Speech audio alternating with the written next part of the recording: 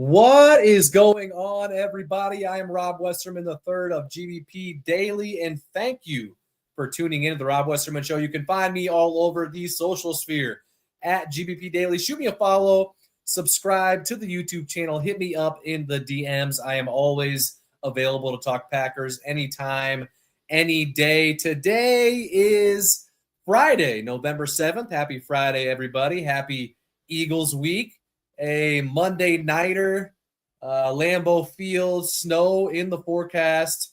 It is going to be a good one in Green Bay in just a few days. Jalen Hurts and the Eagles coming to town to face, of course, our beloved Jordan Love and the Packers, a team that we lost to twice last year, as we all remember too well. The first game of the year down in Brazil, and then in the playoffs in Philadelphia. Some tough ones. And from the sounds of it, the players have not forgotten either of those games and might be looking to get a little bit of revenge on Monday night. This game is going to count heavily towards the playoff seedings at the end of the regular season, and it could be the difference in us having to travel to Philly or the Eagles having to travel to Green Bay if that opportunity of a game would present itself down the line. Got to take care of business at home, right? And right now the line for this game is 1.5, favoring the Packers. It was 2.5 yesterday, so slowly moving in the Eagles' favor. Regardless, I think it is going to be a close game. Speaking of, if you are planning on going to a Packers game this year, maybe you're planning a trip to Green Bay on Monday night and have not gotten tickets yet, do not buy your tickets anywhere else other than TickPick. They guarantee the cheapest Packers tickets on the market. And in fact, if you find cheaper tickets elsewhere, they will refund you 110% of your money back. Same tickets as everybody else. Use the code Packers22 for an extra $22 off the already cheapest tickets on the market. Shout out to TickPick. I appreciate their partnership with myself. They are the best in the biz, and I speak that from experience. I've used them every time I've gotten tickets over the last 5 or 6 years. I've never had a problem, and I've always enjoyed using TickPick. Again, use the code Packers22 for an extra $22 off the already cheapest tickets on the market. Let's hop into the comment section here, shall we? And as always, if you want to be a part of the show, give me a call on the Nicolet Law hotline, 319-242-2332. Family-owned and operated since 2007 with decades of combined legal experience. Nicolet Law's team of compassionate local attorneys are prepared to meet your unique legal challenges head on. Nicolet Law is just shy of 2,000 five-star reviews, and they have helped their clients recover over $350 million in the last 17 years that they have been in business. Injured? Get Nicolet. What do we have cooking up in the chat? My man Phil is in the house as always. Phil, hope you're enjoying your Friday. We might have to go to Monday. We might have to go Monday and secure the dub. Phil, do it. You know where to get your tickets at. TickPick. And as I said, Packers22. Use that code for an extra $22 off. Yeah, we have a Marshawn Lloyd update? Phil, we do. And it's not a very good one, unfortunately. They have sent him out west to try and get his body right. Matt LaFleur talked about yesterday. And man, what a disappointing tenure for Marshawn Lloyd. And it's not a dig at him by any means, because he's obviously more disappointed than anybody out there with the injuries that he's sustained. The appendix removal last year that pretty much took him out for the rest of the year. The hamstring injuries, the ankle he had last year during training camp. And this year it is the hamstring. He injured that during camp on August 20th, I believe. And yeah, he is still not able to practice. Like I said, he was sent out west to try and get his body right. So clearly things are not progressing in the way that they should, or that the Packers thought they would. And he's getting a second opinion, at least second, third. Who knows how many times he's gone to a different place to try and get this figured out. But yes, He is out west, so he is not with the team right now and trying to get that hamstring figured out. I would love for that to get figured out so he can get back out on the field because, frankly, we have not seen him out there pretty much at all besides maybe, 10 snaps last year during the week 2 game. I forget who that was, but yeah, Phil, not the best update, but we have an update. Thank you, Phil. Rakeem, my man in the house. What's up, Rob? Eagles on Monday is a must win for us. What irritates me the most is it's always a close game with us and the Eagles, which tells me they can be beat. I'm with you, Rakeem. I genuinely think that we are the better team. And that might be a hot take, but I think our defense is much better than their defense. I think our top-end players are much better than theirs. I think Jordan Love's better than Jalen Hurts. I think Micah Parsons is better than anybody on their team. They've got some good guys here and there. The wide receiver core is obviously good with Devonta Smith and A.J. Brown. Dallas Goedert's good.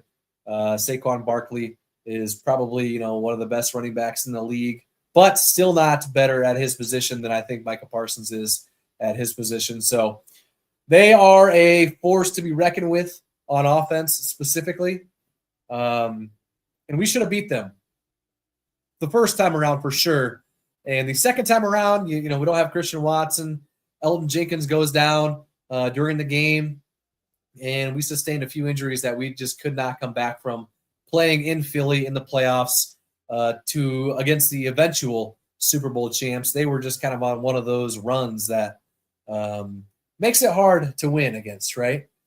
This year, though, I think it's a little different. Their offense has been not as good as last year. Now they have kind of found their way the last 2 games against the Giants and the Vikings, but I don't think those guys' defenses are anywhere close to where ours is. So, yeah, I'm feeling a little nervous for the game, but I do think we are going to win. I guess I say that for every game, but I really mean it this time. So it is a must win. I don't know about must win, but for the playoff seedings, as I mentioned earlier, it is a big game regarding the potential playoff seedings down the line.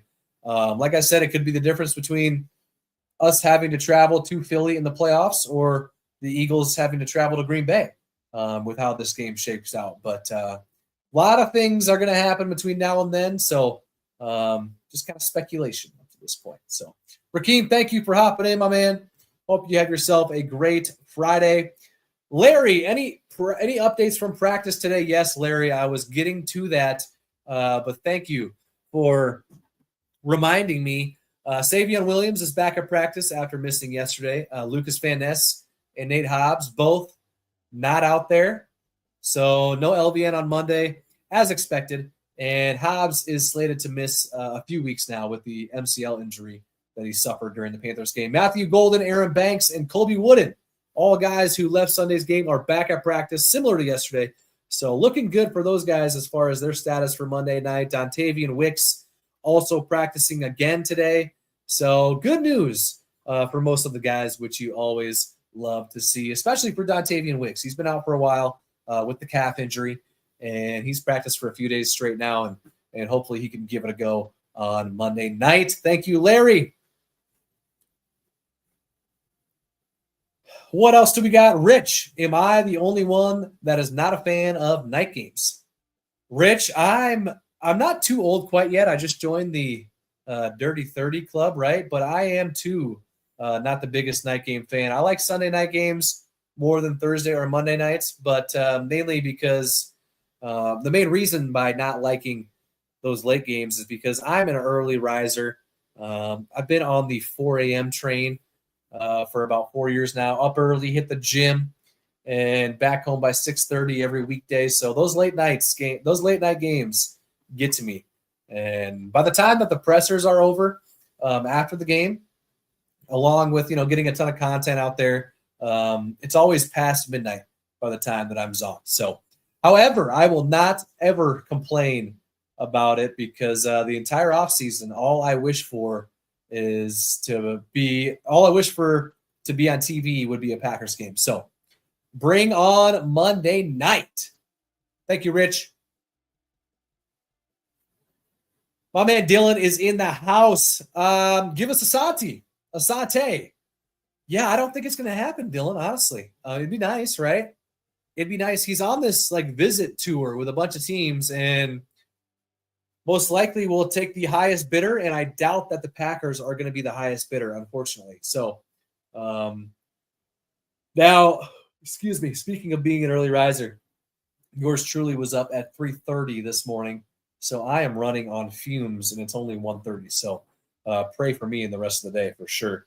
As far as Asante Samuel Jr., I won't be too bummed if we don't bring him in, honestly, because the spinal fusion or whatever operation that he had sounds a little worrisome. He is cleared medically to come back and play, but yeah, the last thing we need is a corner that is injury prone. So we shall see, though. I know there's a ton of positives about him, more that outweigh the negatives, but yeah, I just don't see it happening. But you never know, Dylan. You never know. Cross your fingers, right? Kent, Vikings making a push back into the division? No, Kent, I don't think so. But I also thought they were going to be terrible last year, and then they go on and have one of the best years in their franchise's history, albeit being one and done in the playoffs, as a nice little reminder there. It's a tight race as of now. You know, us at the top, of course, being 5-2-1. Lions and Bears are both 5-3, and then the Vikes not too far behind at 4-4. So I think over the next month or so, we'll see the Vikes fall off, and it'll be a 3-team battle between us, the Lions, and the Bears. As much as it pains me to admit, they've been winning games, the Bears have. So almost choked it away against the Bengals, but they got it done. So that's all that matters, right? Thank you, Kent. Going to be kind of sad if Jair balls out, knowing we could have got him back for a 7th. I called it 2 a week before he was traded, King AJ.